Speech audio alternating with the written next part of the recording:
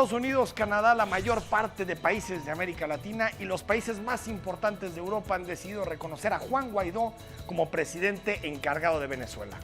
México mantiene su neutralidad y pide una solución negociada para salir de la crisis política que afecta al país sudamericano. ¿Debería México cambiar su postura? ¿Debería México desconocer al dictador Maduro y reconocer a Juan Guaidó? Hoy en el tema, ¿la crisis política en Venezuela está México del lado correcto de la historia?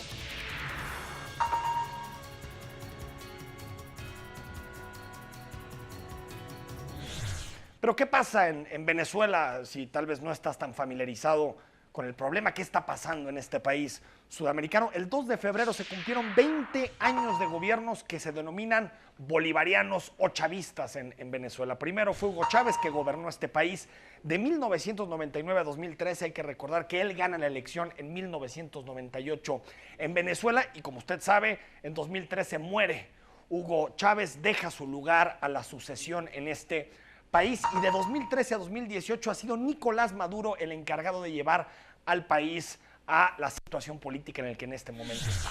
Podemos dividir la historia reciente de Venezuela en dos. Tal vez la primera sea de 1999 a 2008, en donde este país sudamericano tuvo crecimiento económico, se lograron ciertos niveles de reducción de pobreza, todo esto vinculado a la dependencia al petróleo. Hay que recordar que Venezuela es el país que tiene más petróleo del mundo, un petróleo muy pesado, un crudo difícil de refinar, pero aún así es el país con más reservas petroleras de la historia. El problema es que a partir de 2008 vino la crisis económica global, la gran recesión, y pues Venezuela no pudo mantener su modelo económico y su modelo político. Esto no solo afectó la economía de este país, sino que también el Palacio de Miraflores, donde vive el presidente de Venezuela, decidió empezar a recortar democracia, libertades y derechos a los venezolanos. Y a partir de 2015 empezamos a ver una especie, digamos, de legitimidad dual en el caso venezolano. En 2015 es la primera vez que el chavismo, que Nicolás Maduro pierde una elección y la oposición se hace del Parlamento o de la Cámara de Diputados en este país, que es la Asamblea Nacional. En este año 2015 conquista la Asamblea Nacional y, sin embargo, Maduro, en vez de ser un demócrata y admitir el resultado, lo que hace Nicolás Maduro es constituir una asamblea, así la denominó, asamblea constituyente paralela a la Asamblea Nacional, que lo que hace es usurpar las funciones del Congreso que fue votado. Y con esto, el último ingrediente de lo que ya es un sistema autoritario o una dictadura.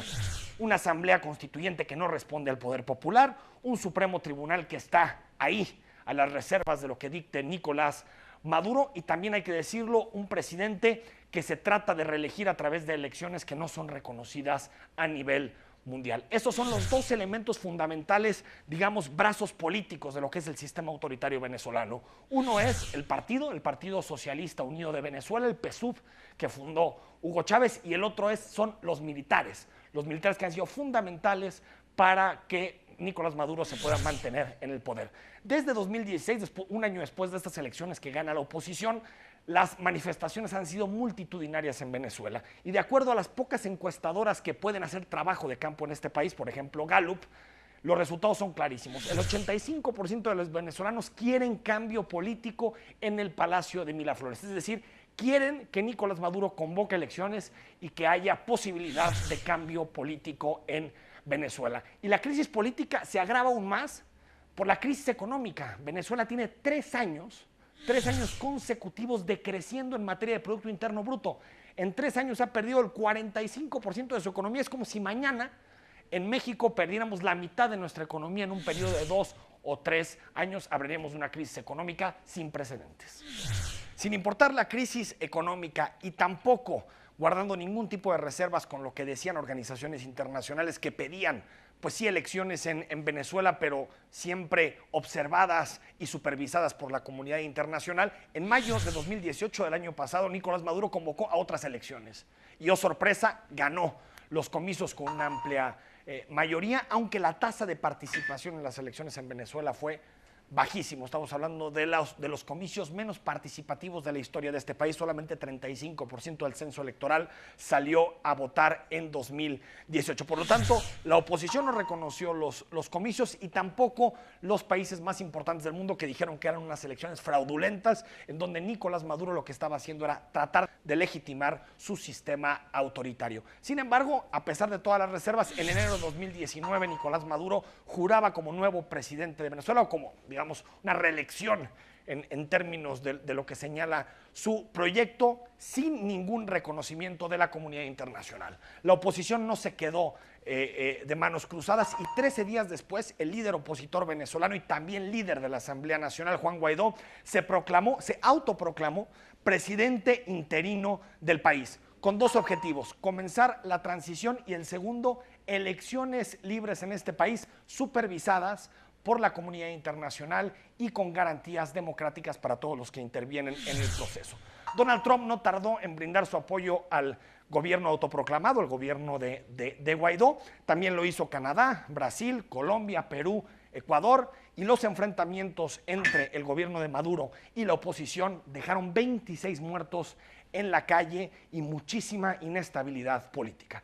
3 días después de la proclamación de Guaidó, la Unión Europea emitió su, posición en torno a este tema y dijo que si Guaidó no era convocado y por lo tanto Maduro en 8 días no convocaba elecciones, en ese momento la Unión Europea, Bruselas, reconocería a Guaidó, cosa que hizo días después la mayoría de los países europeos, quitando Italia. ¿Y qué pasó con México?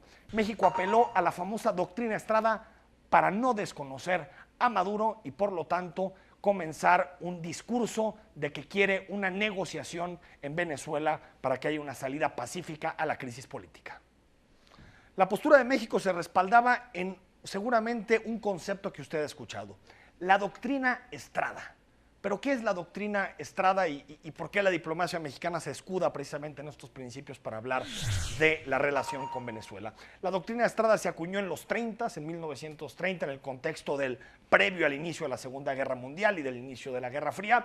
Y lo que dice la doctrina Estrada es que México nunca utilizaría el reconocimiento o desconocimiento a un tercer país para influir en decisiones que competen al ámbito interno. Esto completaba lo que también se señala en el artículo 89 de la Constitución mexicana, que es la doctrina Carranza, es decir, que México se adhiere a la libre determinación de los pueblos y al principio de no intervención. La petición de México en su comunicado, que sigue siendo en conjunto con la República Oriental del Uruguay, es pedir que las dos partes que están en el conflicto, el Palacio de Miraflores, es decir, Nicolás Maduro, y la oposición, puedan tener una salida negociada a esta crisis política. Sin embargo, esto abrió un debate nacional sin precedentes. Había quien decía, no, México tiene que abanderar la defensa de la democracia y por lo tanto tiene que reconocer al autoproclamado Juan Guaidó. Y hay quien decía que no, que México no tiene por qué andarse metiendo en asuntos de otros países y por lo tanto debe de adscribirse directamente a la doctrina Estrada y a la doctrina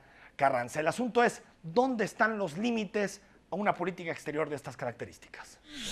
En materia de política exterior, apego a los principios constitucionales que por algo están vigentes.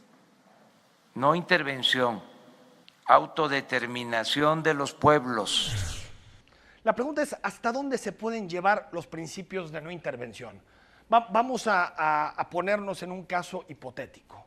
Mañana Nicolás Maduro decide sacar los tanques a las calles principales de Caracas y empezar a disparar contra su gente. ¿Sería correcto que la diplomacia mexicana no dijera nada? Es decir, el principio de intervención es que no hay límites, que no existe ningún tipo de doctrina, de valor que esté por encima de la soberanía. Esto es correcto para el siglo XXI y yo creo que ahí está la debilidad de la estrategia y del posicionamiento de la política exterior mexicana. Por un lado, es correcto pedir solución negociada. Cuando hay un conflicto político y hay dos partes que no se reconocen, es natural que lo que se pida es una solución negociada. Sin embargo, el asunto de fondo es, ¿no debería México haber condenado la violencia? Es decir, ¿no debería ser el límite precisamente del principio de no intervención la condena explícita y expresa de la violencia? ¿Qué podemos decir de un régimen que desde 2013 ha matado a 127 opositores, que tiene presos políticos, que tiene una asamblea constituyente que usurpa los poderes de la Asamblea Nacional? Es decir, el límite claro y lo que faltó en la posición de la política exterior mexicana es sí adscribirse a los principios de no intervención, pedir que la política sea el centro de la discusión y que existan mediaciones relevantes en la materia, como han sido José Luis Rodríguez Zapatero, el expresidente de España, o el caso también del Vaticano, que ha empezado a buscar algún vínculo y alguna negociación, pero faltaron dos elementos más en la posición de la política exterior mexicana. El primero, condenar explícitamente la violencia, decirle al dictador Maduro: no es posible que utilices la fuerza pública de esta forma para reprimir a tus conciudadanos. Y segundo, pedir elecciones. La solución al problema en Venezuela va a tener que pasar por las urnas y por lo tanto por una decisión electoral. No aceptamos ultimátum de nadie. Es como que yo le dijera a la Unión Europea: le doy 7 días para reconocer a la República de Cataluña. O si no, vamos a tomar medidas, ¿no? Aquí en la política internacional no puede basarse en ultimátum. Esa es la época de los imperios, de las colonias. Si quieres la paz, dice un adagio, prepárate para la guerra. A mí me gusta repetir o decirlo de otra forma: si quieres la paz, prepárate para defenderla. Nosotros nos estamos preparando para defender el derecho a la paz. No hay ningún escenario perfecto para la crisis política que en este momento atraviesa Venezuela. Un primer escenario podría ser, y es tal vez el peor de los escenarios, que Maduro decida no convocar elecciones, que decida atrincherarse en el Palacio de Miraflores y de alguna forma desoír todos esos clamores que existen en la comunidad internacional en torno a la convocatoria de elecciones. Y bueno, al momento en que desoye, también hay posibilidad de que existan las intervenciones militares. Donald Trump, que sabemos que está muy lejos de ser una opinión sensata en torno a estos temas, ya ha hablado de que no se descarta ninguna posibilidad para resolver el problema que existe en Venezuela. Por lo tanto, si Maduro se atrinchera y decide no convocar elecciones presidenciales con observancia internacional, seguramente Estados Unidos tendrá incentivos para invadir Venezuela, y sabemos qué sucede siempre con las intervenciones. Sabemos qué pasó en Irak, sabemos qué pasó en Afganistán, qué ha pasado en Siria, en Medio Oriente. Estas intervenciones casi nunca resuelven los problemas de fondo. El mejor escenario sería que Nicolás Maduro convocara elecciones en Venezuela para 2019 o tal vez inicios de 2020, y que de poco en poco pudiera existir una lenta transición de un sistema autoritario a un sistema que otra vez tuviera garantías democráticas. Me parece que estos son los dos grandes escenarios. Todo tiene que ver con si hay o no convocatoria de elecciones, y si se resiste Maduro y la oposición sigue utilizando la calle para presionar al régimen, no descartamos tampoco que esto se pudiera convertir en un corto o mediano plazo en una auténtica guerra civil de un gobierno que se resiste a dar una salida democrática y una oposición que busca en este momento tratar de sacar al dictador del Palacio de Miraflores. Maduro no tiene muchas opciones. O cede a unas elecciones claras, vigiladas desde el exterior, vigiladas desde la comunidad internacional, o seguramente veremos un escenario de violencia que nadie desea.